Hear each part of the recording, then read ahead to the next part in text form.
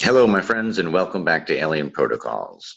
I wanted to dive into something that a lot of you have been very interested in and wanted to just give you a little bit of a pathway to gain more knowledge on this topic. And the topic is from both Hinduism and Buddhism. There is a over 2,000-year tradition of knowing that on the path to enlightenment, that certain what we would call psychic powers present themselves on the way to enlightenment, on the path to enlightenment. They present themselves, and that they have been noticed for over 2,000 years when working on consciousness and meditation and virtue. And I think oftentimes in modern discussions about these things, and frankly in discussions we've had on this channel, we oftentimes neglect the virtue aspect and how important the virtues are to attaining these abilities to the level that they're worthy of recognition. But in many ways, Buddhism and Hinduism struggle with these gifts, these abilities, because they're oftentimes seen as distractions from the true path to enlightenment. But in Buddhism, more so than Hinduism, there is a acceptance of using these gifts if it educates people and if it does a greater good. And oftentimes it's more accepted if those who are using these gifts are not masters, that they're more the students. So anyway, in the previous video, we kind of examined Hinduism a little bit more. In this video, we're going to explore Buddhism a little bit more.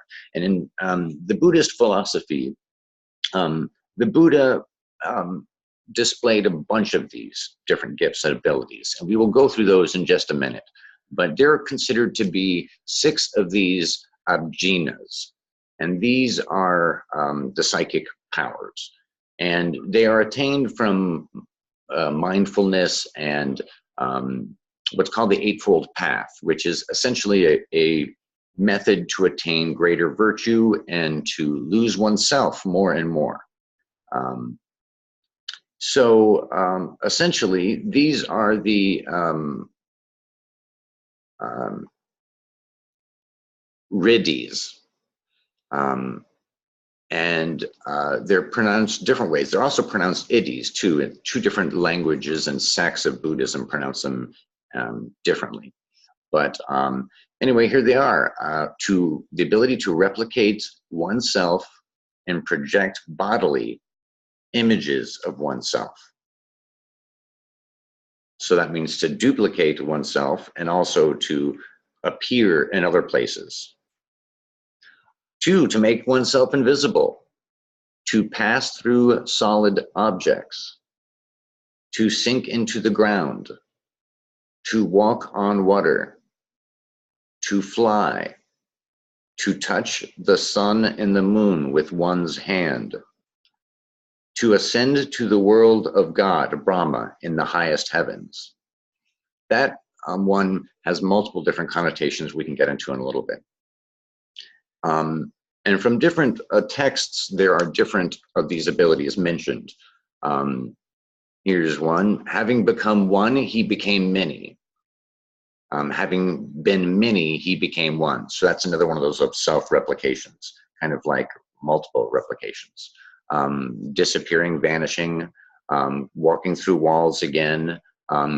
This is mentioned several times. He dives into and out of the earth as if it was water. To walk on water without affecting the water at all, as if it was hard land.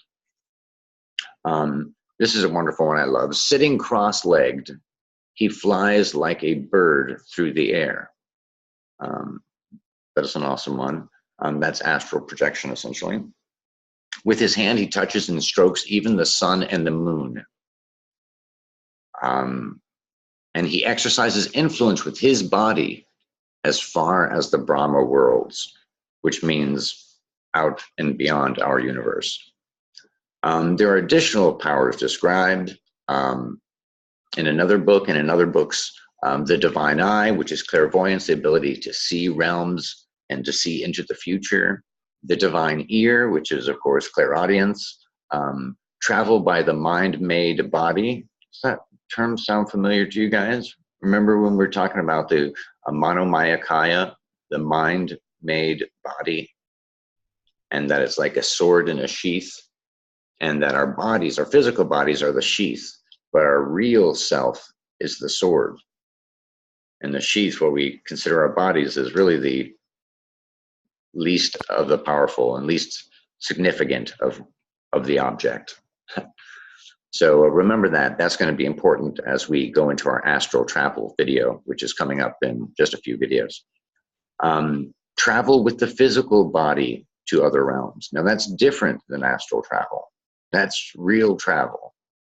Telekinesis, flying, the power of transformation, the power to replicate one's body, to penetrate others' minds, passing through solid objects, diving into and out of the earth as if water, walking on water, touching the sun and the moon with their finger, becoming invisible, and recollecting past lives. And that comes up several times. And there's different texts and different abjinas and different ris or iddis, depending how you pronounce it. There's different pronunciations.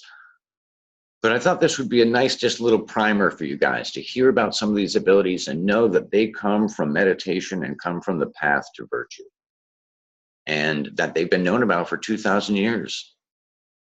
So please do a little research. And if you'd like, I will send you this document, and it has a bunch of links on it, and it'll take you to these different places and you can learn about them. And you can do your own research and research different meditations that work for you. There is some of these that they don't talk about much, like the miracle of instruction, which is about essentially remote influence. And there's other abilities that I haven't gone into just for a bunch of different other reasons here, but there are a bunch. And as we went through that list, didn't it sound a lot like slide 9 from the Chris Mellon leak? The document that they were going around with Louis Elizondo and Chris Mellon and everyone in briefing the Congress about the vulnerabilities of the United States military based on their observations of these unknown craft, based on the abilities and the observations and the weird phenomena they experienced. After researching, the conclusions they came out with were a whole list of these repeat effects that they saw time and time again. And those vulnerabilities look a lot like that list, and look a lot like the abilities of psi, PSI, as you know. So I'm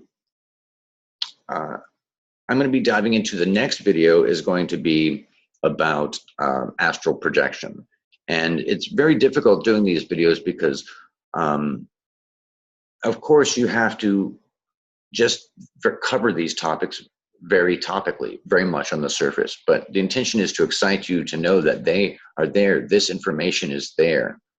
And you just have to dive in. And I highly encourage you to do so. And I highly encourage you to seek that path to virtue for yourself, whatever that is. Being a better person and taking the time to enjoy stillness. And you will experience some amazing things. Really quickly, I just want you to notice, and I highly want to recommend that when you do your meditations, Buddha is not the big fat plump guy you oftentimes see. People say rub Buddha's belly. It's a big misinterpretation with all that stuff. But anyway, if you see these are images of Buddha, notice Buddha's feet. Not everyone can physically do these types of physical positions, but you'll notice through a lot of pictures throughout history, Buddha's feet are always in this pose. And that becomes significant, although it seems not. It becomes significant as we travel more into meditation and body poses and techniques that help elicit different states of mind, because there is a psychophysical response. Your body and your mind react to your physical position, your clothing, to all sorts of psychophysical factors. So If you'd like any information on this stuff, please email us. It would be a pleasure to take you a little deeper down the rabbit hole. Much loving, gang. Talk to you soon.